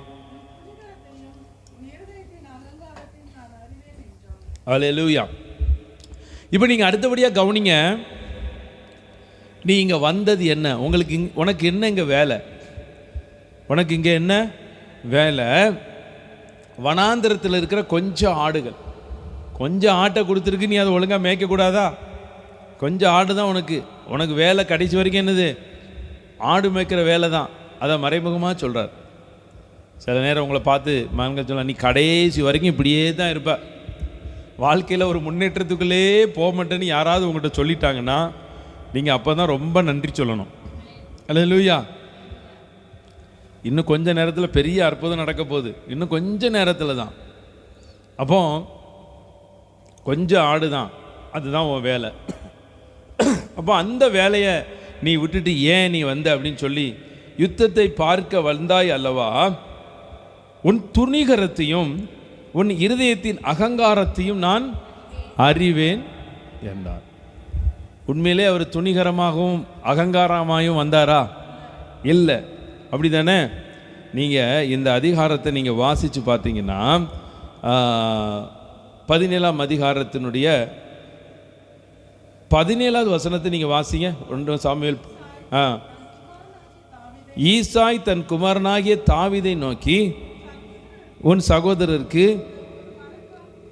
இந்த ஒரு மரக்கால் வறுத்த பயற்றையும் 10 அப்பங்களையும் எடுத்துக்கொண்டு பாளையத்தில் இருக்கிற ஒரு சகோதரத்தில் வேகமாக ஓட்டமாக ஓடி இந்த 10 பால் கட்டிகளை 1000 பேருக்கு அதிபதியான இடத்தில் கொடுத்து, உன் சகோதரர் சுகமாக இருக்கிறார்களா என்று விசாரித்து அவரிடத்தில் அடையாளம் வாங்கி கொண்டு வா என்றான். அப்போ தாவீது ஏன் போகிறாரு? தன் தம்புடைய சொல்ல கேட்டு கீழ்ப்படிஞ்சு போகிறாரு. அப்போ சில நேரங்களில் நம்ம பிதாவாகிய தேவன், கர்த்தராகிய கிறிஸ்து, அவருடைய வசனங்கள் வார்த்தைகளை நம்ம கை கொள்ளுகிறதுனாலையும் கீழ்ப்படுகிறதுனாலையும் சில துன்பங்கள் நம்ம வாழ்க்கையில் உண்டு. உண்மைதானே? கர்த்தருடைய வசனத்தை நீங்கள் கை கொள்ளுகிறதுனால, கர்த்தருடைய வார்த்தைகளை நீங்கள் கை கொள்ளுகிறதுனால ஆசீர்வாதம் நன்மைகள் உண்டு. எந்த அளவுக்கு ஆசீர்வாதம் உண்டோ, எந்த அளவுக்கு நீங்கள் கீழ்ப்படுகிறீங்களோ அந்த அளவுக்கு சில நிந்தைகள், சில அவமானங்கள், சில தேவையில்லாத பழி சொற்கள், இதெல்லாம் நீங்கள் சகிச்சு தான் ஆகணும். அல்லேலூயா. இப்போ எப்படி நீங்கள் பொறுமையாக சகிச்சு உட்காந்து கேட்குங்களோ அதேமாரி சில நேரம் சகிச்சிட வேண்டிதான். இப்போ அவன் தன்னுடைய தகப்பனுடைய வார்த்தைக்கு கீழ்ப்படிஞ்சு சகோதரனை விசாரிக்க போகிறான். ஆனால் சகோதரன் எதையுமே கேட்கல, எடுத்த எடுப்புலேயே திட்ட ஆரம்பிச்சிருந்தான். எடுத்த உடனே அவனுக்கு பாவம் என்ன டென்ஷனோ அந்த டென்ஷன் எல்லாம் இவன் மேலே காமிச்சு அதெல்லாம் குறைச்சி கொள்கிறான். ஏன் அப்படின்னு பார்த்தீங்கன்னா, அங்கே 40 நாள் அந்த பெலிஸ்தன் கோலியாத் வந்து அப்படியே நிந்திச்சுக்கிட்டே இருக்கான். அவங்களும் பாவம் டென்ஷனில் இருந்திருப்பாங்க போல இருக்கு. இவனை பார்த்த உடனே என்ன பண்ணாச்சு, இவன் தான் எதுவும் வாயில்லாத பூச்சியாச்சே, எதுவும் சொல்ல மாட்டான், அண்ணனை பார்த்து எதுவும் சொல்ல மாட்டான். அப்படியே அந்த அவங்க கொட்டுன்னு கொட்டுறாங்க, இவன் சத்தம் கட்டாமல் நிற்கிறான். அப்போ நல்லா தெரிந்து கொள்ளுங்க, சில நேரங்களில் இந்த மாதிரி அவமானமான வார்த்தைகள், இதை யார் சொல்கிறா அப்படின்னு பார்த்தீங்கன்னா, வேறு யாரும் வந்து சொல்லலை. யார் சொல்கிறா? சொந்த அண்ணன். சொந்தத்திலிருந்து தான் உனக்கு தேவையில்லாத வார்த்தை வருது. நான் உங்களை பார்த்து ஒரு தீர்க்க தரிசனம் சொல்கிறேன். 2024 உங்கள் சொந்தத்திலிருந்து யாரெல்லாம் உங்களை தீமையாக பேசுனாங்களோ, அவமானமாக பேசினாங்களோ, நிந்தித்து பேசினாங்களோ, அந்த வார்த்தையை நீங்கள் மறந்துருந்தாலும் சில நேரம் நம்ம மறக்க மாட்டோம். சிலர்லாம் பேசின வார்த்தையை நம்ம என்ன பண்ணியிருப்போம், ஞாபகத்திலே மனசுலேயே வச்சுக்கிட்டே இருப்போம். அப்போ நேற்று சொன்னேன், ஒரு காரியம் எங்கள் வீட்டில் பேசிக்கிட்டு இருந்தோம். அதனால் இப்படி பேசிகிட்டு இருக்கும்போது டென்சியும் சாம்சனும் வந்து என்னப்பா இதெல்லாம் ஞாபகம் வச்சுருக்கீங்க? டே நான் யானை மாதிரி அப்படின்னா. என்ன யானை அப்படின்னா, யானை சில விஷயத்தை மறக்கவே மறக்காதாம்டா. அதனால வந்து யானை ஞாபகத்திலே வச்சுருக்குமாம்மா, மனுஷனை ஞாபகத்தில் வச்சுருக்குமா, அதனால் சில விஷயம் மறக்காது. அப்போ அதனால் வந்து பார்த்தீங்கன்னா சில அவமான நிந்தையெல்லாம் அவ்வளோ சீக்கிரத்தில் நான் மறக்க மாட்டேன், மனசில் வச்சுக்கிட்டே இருப்பேன். நான் எப்போ பழி வாங்கணும்னு டைம் பார்த்துக்கிட்டே இருப்பேன். பார்த்துக்கப்பா, நீங்கள் மைக்கை பிடிச்சிட்டு இப்படிலாம் சொல்லலாமா? இல்லை நான் மனுஷன் தானே, நான் கடவுளா சீசரா அப்படின்னு இதெல்லாம் சொன்னேன். நான் அப்படிலாம் சொல்ல மாட்டேன்டா, இதை உங்ககிட்ட தான் சொல்கிறேன் அப்படின்னு சொல்லிட்டு அப்படி சொன்னேன். அப்போ சில நேரங்களில் உங்களை குறித்து வந்த தவறான வார்த்தைகள், நிந்தனைகள் சில நேரம் உங்கள் வாழ்க்கையில் உங்கள் கூட இருந்து அதை துன்பப்படுத்திக்கிட்டே இருக்கலாம், உங்களை கஷ்டப்படுத்தி கொண்டே இருக்கலாம். சில நேரம் நீங்கள் மறந்துருக்கலாம். சிலரெல்லாம் உங்களை ரொம்ப அதிகமாக தீவையாக பேசினா கூட நீங்கள் அதிகமாக அவங்க மேலே அன்பு வச்சிங்கன்னா அவங்க பேசுனதெல்லாம் என்ன பண்ண மாட்டீங்க, மனசில் என்ன பண்ண மாட்டீங்க, எடுத்துக்கொள்ள மாட்டீங்க. அப்போ இந்த இடத்துல நான் எதுக்கு சொல்கிறேன் அப்படின்னு பார்த்தீங்கன்னா, சில நேரம் அவன் தகப்பனுடைய வார்த்தைக்கு கீழ்ப்படிஞ்சு தான் வர்றான். ஆனால் சொந்த அண்ணன் அவனை தீமையாக பேசுகிறான், தவறாக பேசுகிறான், நிந்திச்சு பேசுகிறான். ஆனால் அவன் அமைதியாக இருக்கான். அவன் மாத்திரம் அந்த நேரத்தில் உங்கள் அப்பன் தாண்டா கொடுத்து விட்டான், எனக்கு என்னடா தலையெழுத்து, உன்னையெல்லாம் வந்து பார்க்கணும் எனக்கு அவசியமா அப்படின்னு சொல்லி நம்ம ஊர் சிலாங்களே சொல்லியிருக்கலாம். உங்கள் அப்பா இருக்கான்லாம் ஈசாய், அவன் தான் இந்த பால் கட்டி, இந்த பால் கட்டிலாம் உருகிறதுக்கு முன்னாடி பால் கட்டின்னு போட்டிருக்கு, பால் கட்டிலாம் வெயிலில் உருகிறதுக்கு முன்னாடி கொண்டு போய் கொடு, ஓட்டமாக ஓட சொன்னான். நான் தண்ணி கூட குடிக்காமல் கல்லெல்லாம் தட்டி விழுந்து எந்திரிச்சு ஓடியாந்துருக்கேன். நீ இதுவும் பேசுவா, இதுக்கு மேலேயும் பேசுவா, இந்த அவன் கொடுத்து விட்டதெல்லாம் அவன் மோரையில் எறுதுன்னு சொல்லிட்டு என்ன பண்ணியிருப்பேன், நானாக இருந்தால் அப்படி செஞ்சுருப்பேன். அல்லேலூயா. ஆனால் அவன் பாருங்கள் அமைதியாக இருந்துட்டு அடுத்தால சொல்கிறான் பாருங்கள். 29வது வசனத்தை வாசிங்க.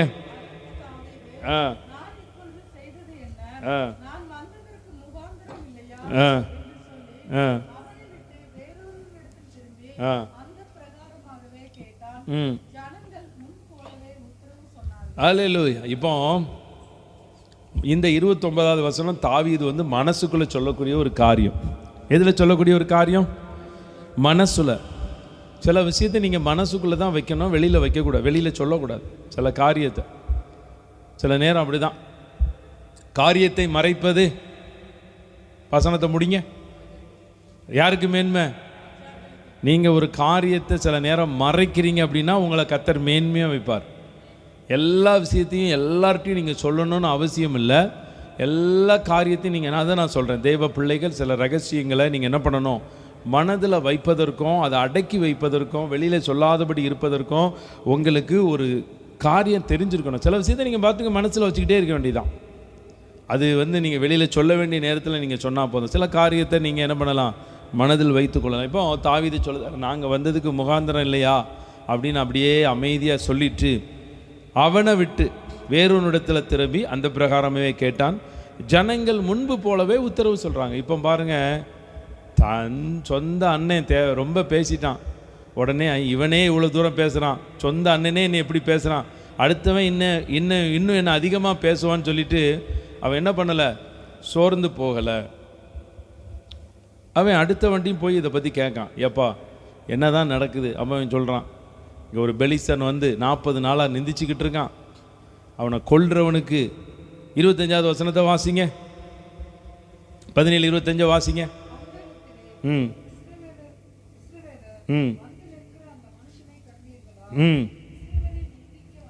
இஸ்ரவேலை வந்து நிற்கிறான், வந்து நிந்திக்க வந்து நிற்கிறான். இவனை கொல்லுகிறவன் எவனோ அவனை மிகவும் ஐஸ்வர்யவனாக்கி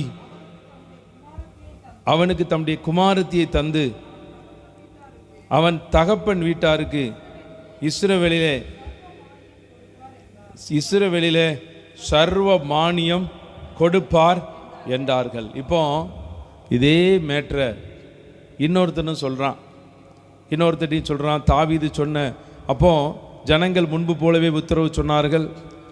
31வது வசனத்தில் வாசிக்கும் பொழுது, தாவீது சொன்ன வார்த்தைகளை அவர்கள் கேட்டு அதை சமூலின் சமூகத்தில் அறிவித்தார்கள்.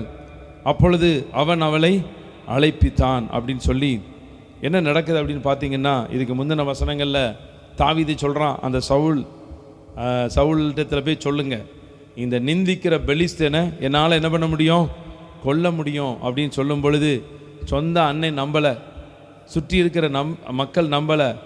ஆனால் இவன் கர்த்தராகிய தேவனை நம்பினபடினால நீங்கள் 32வது வசனத்தை வாசிக்கும் பொழுது தாவீது சவுலை நோக்கி, இவன் நிமித்தம் ஒருவனுடைய இருதயமும் கலங்க வேண்டியதில்லை, உம்முடைய அடியானாகிய நான் போய் இந்த பெலிஸ்தனோட யுத்தம் பண்ணுவேன் என்றான். அப்பொழுது சவுல் தாவீதை நோக்கி, நீ இந்த பெலிஸ்தனோட எதிர்த்து நிற்க யுத்தம் பண்ண உன்னால் ஆகாது, நீ இளைஞன், அவனோ தன் சிறு வயது முதல் யுத்த வீரன்.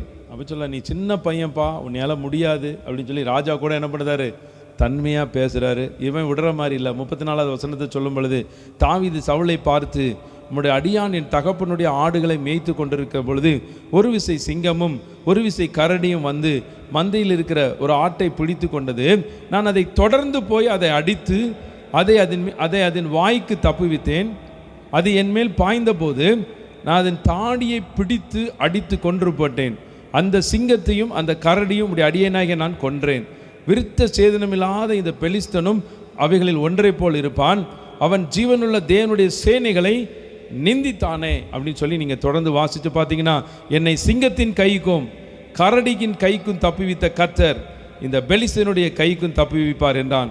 இவன் இவ்வளோ ஒரு விசுவாசமாக இந்த வார்த்தைகளை சொல்லும் பொழுது இப்போ சவுல் சொல்கிறார். அப்பொழுது சவுல் தாவீதை பார்த்து, போ, கர்த்தர் உன்னுடனே இருப்பாராக என்றான். அல்லேலூயா.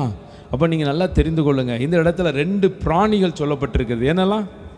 சிங்கம், கரடி. இதுக்கு ஆவிக்குரிய அர்த்தம் இருக்குது. சிங்கமும் கரடி. சிங்கம் அப்படின்னாலே யூத ராஜ சிங்கம், அவரை குறிக்கக்கூடிய ஒரு வார்த்தை. இன்னொரு சிங்கம் இருக்கு. உங்கள் எதிராளியான பிசாசானவன் கெற்றிக்கிற சிங்கம் போல எவனை விழுங்கலாம் என்று வகை தேடி என்ன பண்ணுறான், சுற்றி தெரியுதான். அப்போ இதில் சொல்லப்பட்டிருக்கிற ஒரு சிங்கம் எவனை விழுங்கலாம் என்று. உங்கள் வாழ்க்கையில் சில காரியமெல்லாம் உங்களை விழுங்கும். என்னெல்லாம் தெரியுமா? முதல்ல உங்களுடைய அவிசுவாசம். நீங்கள் கர்த்தர் மேலே அவிசுவாசமாக இருந்துக்கிட்டு எந்த காரியத்துக்கு நீங்கள் பண்ணாலும் ஒரு ஜெயம் கிடைக்காது. கர்த்தர் கீர்த்தியும் புகழ்ச்சியுமா உங்களை வைக்க முடியாது. அவிசுவாசம் அது விழுங்கும். சில நேரம் நீங்கள் கர்த்தருக்கு கொடுக்க வேண்டிய நேரத்தை என்ன பண்ணோம், இந்த மாதிரி சிங்கம் வந்து விழுங்கும்.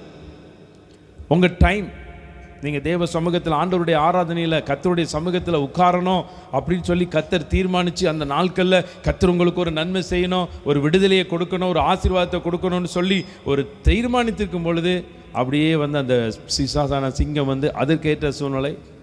அதை நீங்கள் பேசிக்காக பார்த்தீங்கன்னா சில நியாயமான காரியமாக தான் இருக்கும், நியாயமாக தான் இருக்கும். ஆனால் அதை விழுங்கும். நீங்கள் முக்கியமாக தெரிஞ்சு கொள்ளுங்க. நம்ம வாக்குத்தத்த வசனத்தை தியானிச்சுக்கிட்டு இருக்கோம்.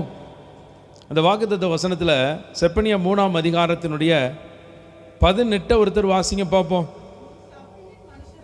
ஆமாம், எல்லாரும் எடுத்துக்கொள்ளுங்க. செப்பனியா 3:18. இப்போ நீங்கள் வாசிங்க பார்ப்போம். உன் சபையின் மனுஷராய் இருந்து பண்டிகை ஆசரிப்பு இல்லாமையால் உண்டான நிந்தை நிமித்தம் சஞ்சலப்பட்டவர்களை நான் ஏகமாய் கூட்டிக் கொள்வேன் அப்படிங்கிற ஒரு வார்த்தையை பார்க்கும். இப்போ நீங்கள் மூடி வச்சுட்டு என்னை கவனிங்க. இப்போ நான் சொன்னேன், உங்களுடைய நேரம், நீங்கள் சபைக்கு வரக்கூடிய ஒவ்வொரு நேரமும் உங்களுக்கு முக்கியம். நீங்கள் சபையில் வந்து ஆராதிக்கக்கூடிய ஒவ்வொரு நேரமும் என்ன ஆகும், ரொம்ப முக்கியம். யாருக்கு? கர்த்தருக்கா? உங்களுக்கு? நீங்கள் வந்தா என்ன, வராட்டி என்ன? நானே சில நேரத்தில் சொல்கிறேன், அவங்க வந்தா என்ன வராட்டா என்ன, கர்த்தர் என்ன நடத்துகிறார்களா அப்படிமே. உடனே எங்கள் வீட்டில் சொல்லுவாங்க, உங்களை நம்பி கொடுத்துருக்கிற ஆத்துமா நீங்கள் விசாரிக்கணும், அவங்களுக்கு ஜெபிக்கணும், அப்படிலாம் சொல்லக்கூடாது அப்படின்னு சொல்லுவாங்க. ஒரு உலக பிரகாரமாக எங்கள் வீட்டம்மாவுக்கே அப்படிப்பட்ட ஒரு அக்கறை இருக்குமானா கர்த்தர் எப்படி உங்கள் மேலே எவ்வளோ அக்கறையாக இருப்பார். இப்போ யார் வந்தாலும் வரட்டாலும் நான் கர்த்தரை உண்மையாக ஆராதிச்சுட்டு உண்மையாக ஜெபிச்சுட்டு நான் போயிடுவேன். கர்த்தர் என்னுடைய எல்லா காரிய யெகோவா ஈரை பார்த்து கொள்வார் அப்படின்னு நான் சில நேரத்தில் சொல்லும் பொழுது எங்கள் வீட்டில் சொல்லுவாங்க, அப்படி இல்லை, அவங்களுக்கும் அவங்க காரியம் இருக்கும், ஏதோ சூழ்நிலைகள் இருக்கும், நம்ம விசாரிக்கணும், ஜபிக்கணும். அப்போ உடனே அந்த சாம் விட்டு என்ன வரல வைக்கலன்னு சொல்லி விசாரித்து சில முக்கியமான காரியங்கள், சில சிக்கல்கள் இருந்தாங்கன்னா நம்ம ஜெபம் பண்ணுறோம். நல்லா கவனிங்க, பண்டிகை ஆசரிப்பு இல்லாமையால். பண்டிகை அப்படிங்கிறது எருசலேமில் அநேக பண்டிகைகள் கொண்டாடப்பட்டது. ஆனால் இந்த இடத்துல சொல்லப்பட்டிருக்கிற பண்டிகை என்பது எதை குறிக்கிறது? கர்த்தருடைய மன மகிழ்ச்சியின் நாள் என்று சொல்லக்கூடிய ஓய்வு நாள் ஆராதனையை சொல்லப்பட்டு, கர்த்தருடைய மன மகிழ்ச்சி நாளை, அந்த வசனத்தை வாசிங்க. ஏசாயால இருக்கிற வசனத்தை ஒருத்தர் எடுத்து வாசிங்க.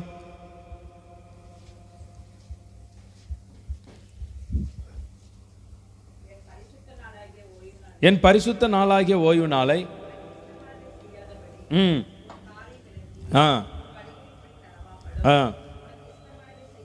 ஆமென்.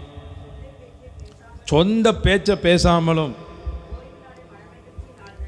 ஓய்வு நாளை மனமகிழ்ச்சி நாள் என்றும் கர்த்தருடைய பரிசுத்த நாளை மகிமை நாள் என்றும் சொல்லி அதை மகிமையாய் எண்ணுவாயானால் அப்பொழுது கர்த்தரில் நீ மனமகிழ்ச்சியாய் இருப்பாய். பூமியின் உயர்ந்த இடங்களில் உன்னை ஏறி இருக்கும்படி பண்ணி உன் தகப்பனாகிய யாக்கோபுடைய சுதந்திரத்தை உன்னை போஷிப்பேன். கர்த்தருடைய வாய் சொல்லிட்டு, யார் வாய் சொல்லிச்சு? நல்லா கேட்டுக்கொள்ளுங்க. இது கர்த்தருடைய வாயே சொல்லுதான். இங்கே செப்பனியாவில் சொல்லப்பட்டிருக்கிறது, நீ பண்டிகை ஆசரிப்பு இல்லாதனால உனக்கு என்னெல்லாம் வந்துச்சு? சஞ்சலமும் நிந்தையும் வந்துச்சு. தவிப்பு வரும், ஆனால் அதில் 2 தான் போட்டிருக்கு, சஞ்சலமும் நிந்தையும். நல்லா கேட்டுக்கலுங்க.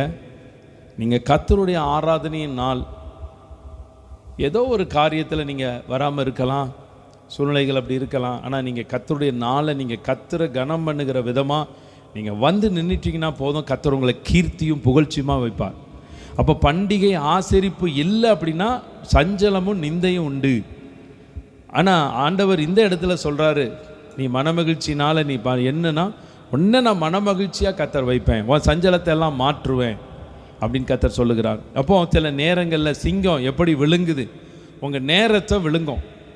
சபைக்கு வரக்கூடிய நேரம் மாத்திரம் இல்லை, உங்களுடைய தனி ஜபம். எத்தனை பேர் தனியாக உண்மையாக ஜெபிச்சுக்கிட்டு இருக்கீங்க? தனியாக ஜெபிக்கிறவங்க நான் சொல்கிறேன், நீங்கள் தனிமையாக போய் நீங்கள் தேவனுடைய முகத்தை பார்க்குறீங்க, உங்கள் முகத்தை கர்த்தர் பிரகாசமாக தான் வைப்பார், உங்கள் முகம் வெக்கப்பட்டே போகாது. அல்லேலூயா. அப்போ தனி ஜபம். இந்த வருஷத்தில் 10 நிமிடம் நீங்கள் ஜபிக்கிறீங்கன்னா 15 நிமிடம் ஆக்குங்க. ஒரு 5 அதிகாரம் வாசிக்கிறீங்கன்னா கூட 4 அதிகாரத்தை சேர்த்து வாசிங்க. உங்கள் நேரம் எதெல்லாம் பிசாசானவன் விழுங்கி இருக்கிறான், உங்கள் நேரம் விழுங்கும் பொழுது நீங்கள் போய் தேவையில்லாத இடத்துல காத்திருக்கும்படியான சூழ்நிலைகளை கர்த்தர் உங்களுக்கு உண்டாக்க மாட்டார்.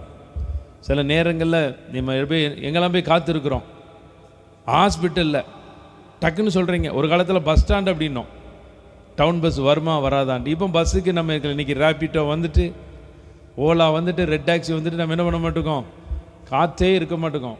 ஒரு சிலர் பஸ்ஸில் போகிறவங்க நம்ம என்ன பண்ணுறோம், காற்று இருக்கிறோம். இன்றைக்கி என்ன பண்ணுறோம், அதிகமாக என்ன பண்ணுறோம், மருத்துவமனையில் அப்பாயின்மெண்ட் வாங்கிட்டு என்ன பண்ணுறாங்க, போய் காத்து இருக்கிறாங்க. அப்போ அந்த மாதிரி காத்திருப்பெல்லாம் கர்த்தர் முடிவுக்கு கொண்டு வருவார். தேவ சமூகத்தில் நீங்கள் காத்திருந்தீங்கன்னா, அப்போ நீங்கள் தனியாக தேவ சமூகத்தில் காத்திருக்க வேண்டிய நேரம். அதனால தான் இன்றைக்கி நான் உபவாச ஜபத்தை பற்றி நான் உங்கள்கிட்ட சொன்னேன். நீங்கள் உபவாச ஜபத்தில் தேவ சமூகத்தில் காத்திருக்க பழகுங்க. அப்போ அந்த பிசாசானவன் எதையெல்லாம் விளங்குவான், உங்களுடைய நேரம், உங்களுடைய காலம், உங்களுடைய விசுவாசம். அடுத்தபடியாக முக்கியமாக விளங்கக்கூடிய ஒரு காரியம் உங்களுடைய பரிசுத்தம். அது ரொம்ப முக்கியம். பரிசுத்தம் மாத்திரமல்ல, உண்மை. அவன் சுத்தமாகவே உண்மையை விளங்கிடுவான். ஆனால் ஆண்டவர் சொல்லுவார், நீ கொஞ்சத்தில் உண்மை. அதனால தான் இன்றைக்கி அந்த கொஞ்சத்தின் ஆடு அப்படிங்கிற தலைப்பை நான் எடுத்தேன். சில நேரம் கொஞ்சம் பலன் தான் உங்கள் வாழ்க்கையில் இருக்கும். கொஞ்சம் பலனில் தான் நீங்கள் தேவனை தேடி வருவீங்க, கொஞ்சம் பரிசுத்தத்தில் தான் நீங்கள் கர்த்தரை தேடி வருவீங்க. உங்கள்கிட்ட இருக்கிற கொஞ்சத்தில் தான் கர்த்தருக்கு நீங்கள் கொடுத்துக்கிட்டு இருப்பீங்க. ஆனால் ஆண்டவர் உங்களை பார்த்து தான் சொல்லியிருக்கிறாரு, கொஞ்சத்தில் உண்மையாக இருந்தார், அதனால் அநேகத்தில் உன்னை அதிகாரியாக வைப்பேன். நம்ம வெளிப்படுத்தின விசேஷத்தில் வாசிக்கும் பொழுது கொஞ்சம் பலன் இருந்தோம், வசனத்தை கை கொண்டபடினால திறந்த வாசலை உனக்கு என்பதாக. அப்போ இந்த கொஞ்சம் பலன், அப்போ இந்த கொஞ்சத்தை எல்லாம் கர்த்தர் கணக்கில் வைக்கிறார். 2024 உங்களுடைய கொஞ்சம் என்னெல்லாம் உண்டோ அதெல்லாம் அநேகமாக பெருக போகிறது. அப்போ இந்த பிசாசு விழுங்கக்கூடிய காரியம், சத்ருவான சிங்கம் விழுங்கக்கூடிய காரியம், உங்களுடைய நேரம், உங்களுடைய பரிசுத்தம், உங்களுடைய விசுவாசம், இது எல்லாத்தையும் அவன் விழுங்குகிறான் இருக்கிறான். அதெல்லாம் நீங்கள் கிழிச்சு போடணும். சில நேரம் சிங்கத்தை கிழிச்சு போடுறது கஷ்டம்தான். சில நேரம் ஆண்டவருடைய ஆலயத்துக்காக அடி எடுத்து வைக்கிறதுமே சிங்கத்தோடு போராடுற மாதிரியே தான் இருக்கும். சில நேரம் நீங்கள் தேவ சமூகத்தில் போய் நீங்கள் தனியாக ஜபிக்கிறது அது இன்னும் ஒரு சேலஞ்சாக தான் இருக்கும். இல்லை கொஞ்சம் தான் உங்களுக்கு இருக்கும், அதை நீங்கள் கர்த்தருக்கு கொடுக்கறதுக்காக நடத்தப்படும் பொழுது அது உங்களுக்கே ஒரு பெரிய சேலஞ்சு தான். உங்களுக்கே இருக்கிறது கொஞ்சமாக இருக்கும், ஆனால் உங்களுக்கு ஒரு நடத்துதல் வரும், அவங்களுக்கு கொடுன்ட்டு. நீங்கள் அதை மீறி கொடுக்கறது பெரிய சேலஞ்ச், அதை மீறி கொடுக்கறது. ஆனால் அதை கர்த்தர் கணக்கு வைக்கிறார் கொஞ்சம். அப்போ இந்த நாளில் நீங்கள் சிந்திச்சு பார்க்கணும், எதையெல்லாம் சிங்கம் வந்து என் வாழ்க்கையில் விழுங்கிச்சோ அந்த சிங்கத்தை இந்த மாதம் இந்த வருஷத்தில் நீங்கள் கிழிச்சு போட்டுடணும். எத்தனை பேர் கிழிச்சு போடுவீங்க? அல்லேலூயா. அடுத்தபடியாக கரடின்னு உங்களுக்கு என்ன ஞாபகம் வரும்? கரடி அப்படின்னோடனே கரடி பார்த்துருக்கீங்களா? கரடி பார்த்தவங்கெல்லாம் கரடி பார்த்துருக்கீங்க இல்லையா? கரடின்னொன்னே உங்களுக்கு ஞாபகத்தில் என்ன காரியம் வரும் சொல்லுங்கள். அதெல்லாம் அதில் தான் இருக்குது பிரசங்கமே. முடிக்க போகிறேன் நான். கரடி அப்படின்னோடனே ஞாபகத்துக்கு என்ன வரும் உங்களுக்கு? எத்தனை பேர் மலை பகுதியில் இருந்துட்டு வந்திருக்கீங்க? மலை பகுதியில் இருந்துட்டு வந்தவங்க சரி, நீங்கள் இருந்த பகுதியில் கரடி இருந்தோ இல்லையோ, நீங்கள் கரடியை பார்த்தவங்க சொல்லுவாங்க கரடி பிடிச்சிட்டுனா விடாதான்.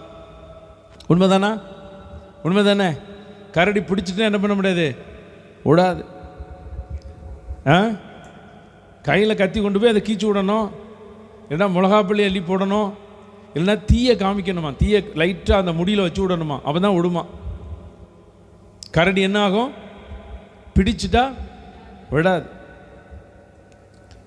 அன்னைக்கு ஒருத்தர் சொன்னார், கரடியை பற்றி கேட்டுக்கிட்டு இருந்தேன். ஒரு மலை பிரதேசத்தில் இருக்கார். என்னெல்லாம் விலங்கு வரும்? காட்டு பன்னி வரும், காட்டு எருமை வரும், சில நேரம் கரடி வரும். அப்படி கரடியை பற்றி சொன்னால் ஒரு சுவாரஸ்யமாக ஒரு தகவல் சொன்னார். ஒரு 2 பேர் நடந்து போயிட்டு இருக்காங்க, 2 பெண்கள் நடந்து பேசிக்கிட்டே போயிட்டு இருக்காங்க. கரடி பின்னாடி வந்துகிட்டே இருந்திருக்கு. ஒரு அம்மா கவனிச்சுட்டு டக்குன்னு என்ன பண்ணிச்சு, உள்ளே குதிச்சு தப்பிச்சுட்டு. இது பேசிகிட்டே போய்கிட்டு இருக்கும்போது கரடி வந்து கையை பிடிச்சிட்டு இந்த அம்மா கூட பேசிகிட்டே போச்சான். அது கரடி கையை பிடிச்சிருக்குன்னு தெரியாமல் பேசிக்கிட்டே போச்சான். கொஞ்ச நேரம் கழிச்சு தான் அந்த கையில் ஒரு வித்தியாசத்தை உணர்ந்து திரும்பி பார்த்தா கரடி. நல்ல வேளை அந்த அம்மா வந்து பார்த்தீங்கன்னா இந்த கையில் ஏதோ ஒன்று அருவாவே என்னவோ வச்சு அதை வச்சு கொத்தி விட்டு தப்பிச்சு அது ஓடிச்சான். அப்போ வேதத்தில் ஒரு வசனம் இருக்கு, உன் பாவம் உன்னை சொல்லுங்களேன், சொல்ல மாட்டேங்கிங்க, உன் பாவம் உன்னை தொடர்ந்து பிடிக்கும். ஹல்லேலூயா. அதனால் கேட்டுக்கிடுங்க, இந்த வருஷம் உங்கள் வாழ்க்கையில் நீங்கள் கீர்த்தியும் புகழ்ச்சியுமாக மாறணும்னா உங்களை இன்னைக்கு என்ன பிடிச்சிக்கிட்டு இருக்குது அப்படின்னு பார்க்கணும். என்ன பிடிச்சிக்கிட்டு இருக்குது அது சில நேரத்தில் நீங்கள் விடணும். எல்லாம் சில நேரத்தில் நீங்கள் விடணும். நீங்கள் விடுறதுக்கு தீர்மானிக்கக்கூடிய சில காரியத்தை டக்குன்னு சொல்கிறேன். முதல்ல உங்களுடைய பெருமை. அல்லேலூயா. ஆமாம், முதல்ல உங்களுடைய பெருமையை நீங்கள் விடணும். எந்த பெருமையாக இருந்தாலும் சரி, ஜாதி பெருமையாக இருந்தாலும் சரி, குடும்பங்கள் குலத்தை குறித்த பெருமையாக இருந்தாலும் சரி, கோத்திரத்தை குறித்து பெருமையாக இருந்தாலும் சரி, உங்களை ஆபிரகாமை போல கர்த்தர் கீர்த்தியும் புகழ்ச்சியும் வைக்கணும்னா ஆண்டவர் சொல்லுதார், உன் இனத்தையும் உன் ஜனத்தையும் மறந்து விட்டுட்டு எங்கே வரணும்? நான் காண்பிக்கிறோம் தேசத்துக்கு. ஆமாம், ஏன்னா ஆபிரகாமுடைய தகப்பனார் வந்து அந்த விக்கிரக சிலைகளை செஞ்சு அவங்க நல்ல வியாபாரம் பண்ணி நல்ல செழிப்பாக இருக்கிறாங்க, நல்ல சந்தோஷமாக இருக்காங்க, நல்ல சொந்த பந்தத்தோட சந்தோஷமாக மகிழ்ச்சியாக இருக்கிறாங்க. அந்த நேரத்தில் தான் ஆண்டவர் கூப்பிட்றாரு, இங்கே வா, நீ இவ்வளோ நாள் இவங்க கூட இருந்துட்ட, நீ வா, நீ நான் காமிக்கிற தேசத்துக்கு, உன் தகப்பனை மரம், உன் இனத்தை மரம், உன் ஜனத்தை மரம் அப்படின்னு சொல்கிறார். அப்போ சில நேரங்களில் நீங்கள் விட வேண்டிய காரியங்கள் எல்லாம் உங்கள் வாழ்க்கையில் உண்டு. நான் முதல்ல சொன்னது பெருமை. பெருமை உள்ளவனுக்கு கர்த்தர், ஆமாம், பெருமை உள்ளவனுக்கு தாழ்மை உள்ளவனுக்கு கிருபை அளிக்கிறார். நீங்கள் எல்லாம் இந்த வருடத்தில் நல்ல கிருபையை பெற்றுக்கொள்ளணும். குறைஞ்சபட்சம் பெருமையான வார்த்தைகள் வராதபடி கூட உங்கள் வாயை நீங்கள் என்ன பண்ணணும்? கொஞ்சம் அடக்கி வைக்கணும்.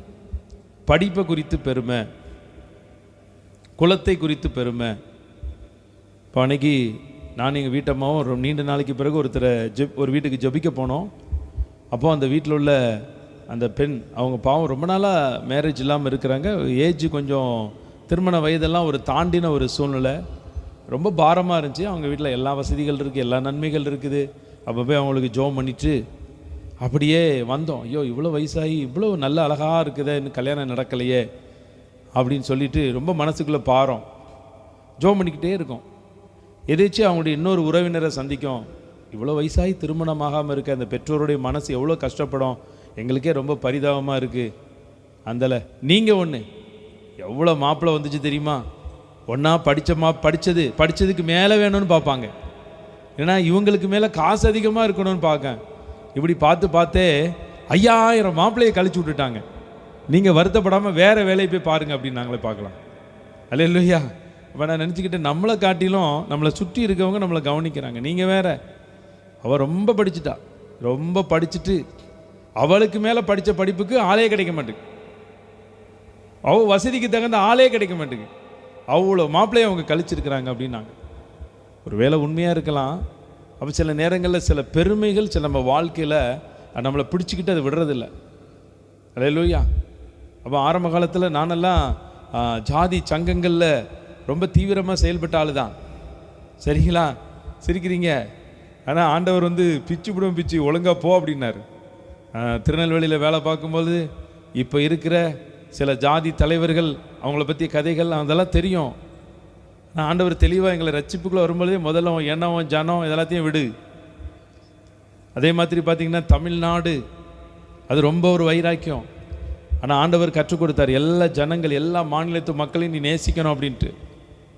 அதனால பாருங்கள், அப்படி நம்ம என்னைக்கு அந்த ஆண்டவர் கற்றுக் கொடுக்குறாரோ, கேரளாவில் இருக்கக்கூடிய மலையாள மக்கள் ரொம்ப நிறைய பேர் சிநேகமாக இருக்காங்க.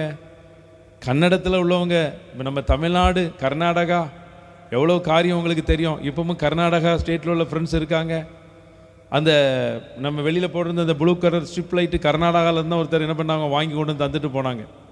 ரொம்ப நாளாக அது நம்ம சிலுவையில் வச்சுருந்தோம், அந்த பார்டரில் வச்சுருந்தோம். அது மாத்திரமல்ல, இப்போ சமீபத்தில் கொஞ்ச நாள் நம்முடைய தெலுங்கு சகோதரர் வந்தாங்க. நீங்கள் நம்ம எதை ஒன்றை விடுறோமோ அதுக்கப்புறம் ஆண்டவர் அதை பல மடங்கு திரும்பி தருவார். அதனால் பார்த்தீங்கன்னா சில காரியங்கள் நீங்கள் விடணும், சில உங்களை பிடிச்சிக்கிட்டு இருக்கிற காரியம்.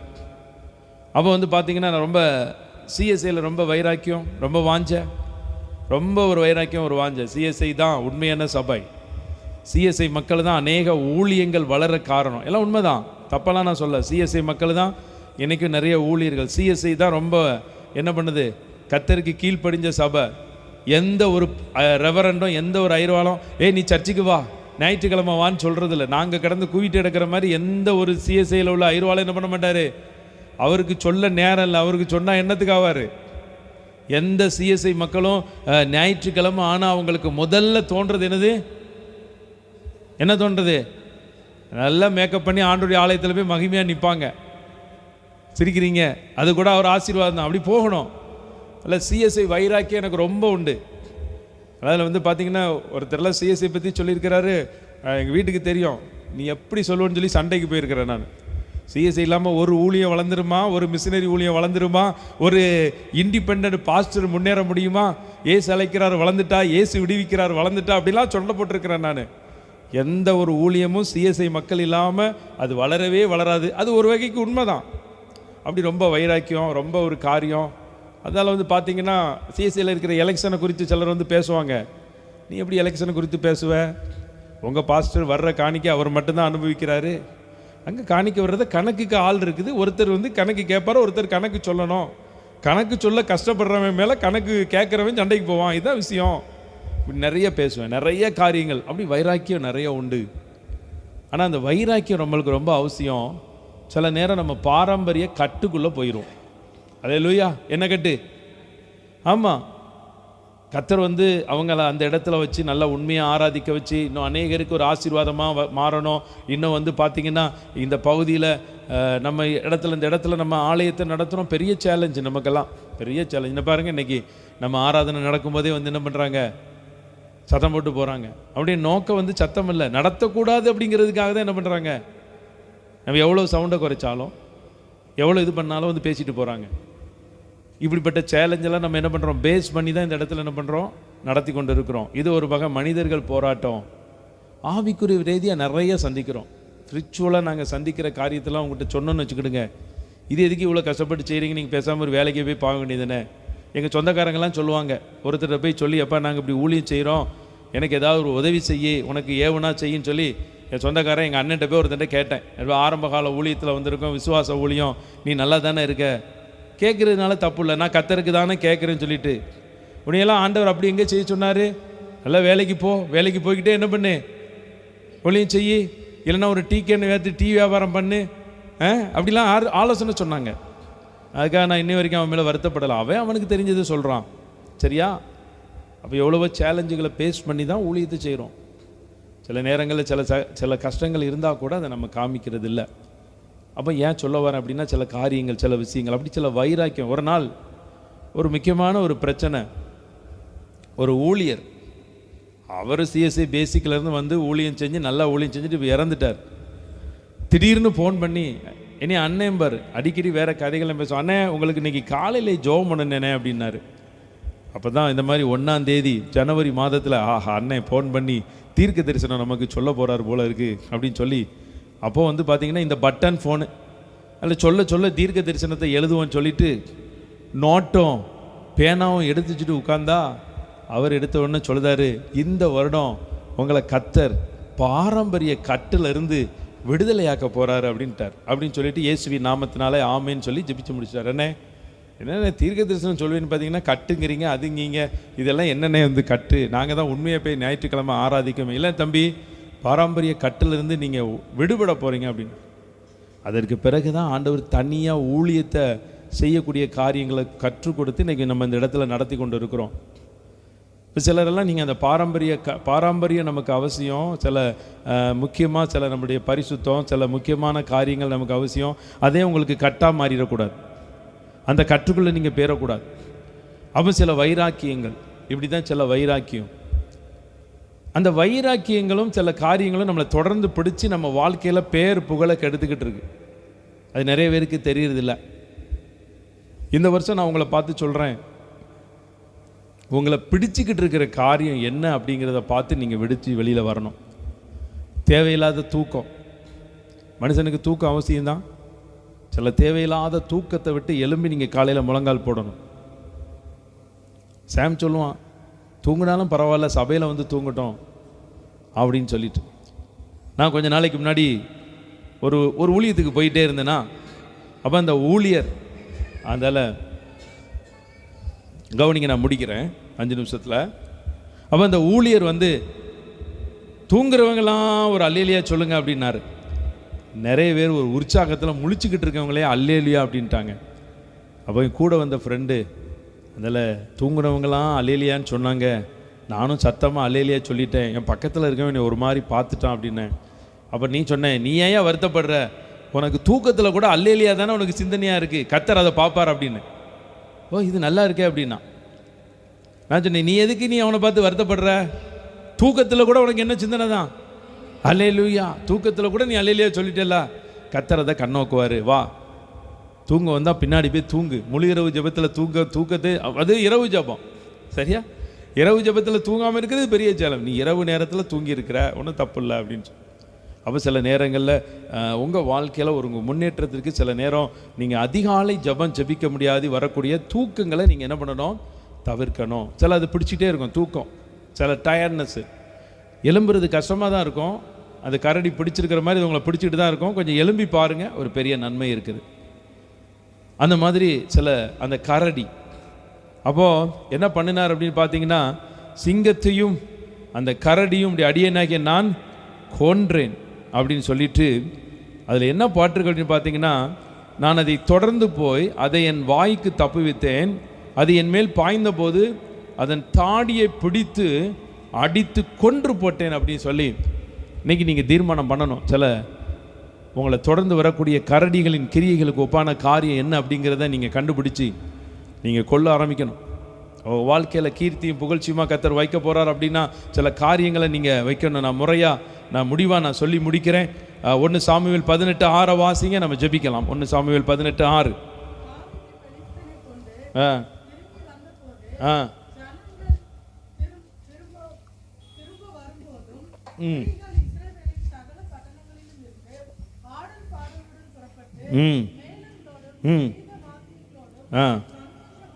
ஆமென், அல்லேலூயா. தாவீது பெலிஸ்தனை கொன்று திரும்பி வந்த பின்பு ஜனங்கள் திரும்ப வரும் பொழுது ஸ்திரீகள் இஸ்ரவேலின் சகல பட்டணங்களிலிருந்து ஆடல் பாடலுடன் புறப்பட்டு மேளங்களோடும் கீத வாத்தியங்களோடும் சந்தோஷமாய். அடுத்தபடி தான் அதில் ரொம்ப முக்கியம். 7வது வசனத்தை வாசிங்க. ஆடி பாடுகையில் சவுல் கொன்றது 1000. போன கொண்டு வா. சவுல் கொன்றது 1000. தாவீது கொன்றது எத்தனை? 1000. சவுல் கொன்றது 1000, தாவீது கொன்றது 10000 பேர் அன்னைக்கு கொன்னான் இல்லை, ஒருத்தன் தான் கொன்னான். ஆனால் இந்த வார்த்தை நிறைவேறிச்சு. அந்த ரெஃபரன்ஸ் நான் எடுத்து வச்சுருக்கேன், நான் இப்போ உங்களுக்கு வாசிக்கிறேன்.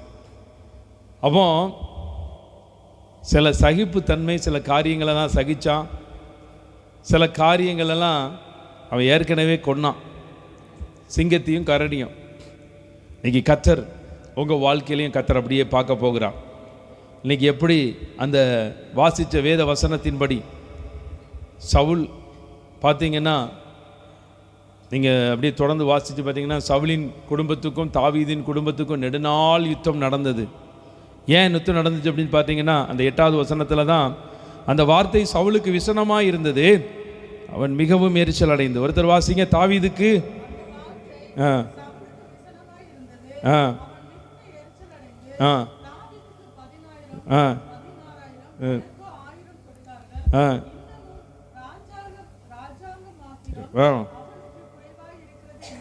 இன்னும் ராஜாங்கம் மாத்திரம் அவனுக்கு குறைவாய் இருக்கிறது என்று சொல்லி அந்நாள் முதற்கொண்டு சவுல் தாவீதை காய் மகாரமாய் பார்த்தான் அப்படின்னு சொல்லி ஒரு ராஜாவே பொறாமப்படக்கூடிய அளவில் தாவீதை கத்தர் உயர்த்திட்டார். நான் இன்றைக்கி உங்களை சொல்கிறேன், உங்களுடைய அக்கம் பக்கம் பார்த்து உங்களை பொறாமப்படக்கூடிய அளவில், அக்கம் பக்கம் உங்களை பார்த்து ஓ இவ்வளவு டெவலப் ஆயிட்டாங்களா அப்படிங்கிற அளவில் இந்த வருடம் கர்த்தர் உங்களை ஆசீர்வதிக்க போகிறார். இப்போ நான் ஒரு வசனத்தை நான் வாசிச்சுட்டு நான் அப்படியே ஜெபிக்க போகிறேன். ஏன்னா இந்த ஸ்திரீகள் பாடினாங்க 10000 அப்படின்னு சொல்லி பாடினாங்க. அது எப்போ நடந்துச்சு அப்படின்னு சொல்லி நீங்கள் வாசித்து பார்த்தீங்கன்னா, நம்ம வாசிப்போம். அதே நாளாகமத்தின் புஸ்தகம் 1 நாளாகமத்தை நாம் எடுத்துக்கொள்ளலாம். 1 நாளாகமம்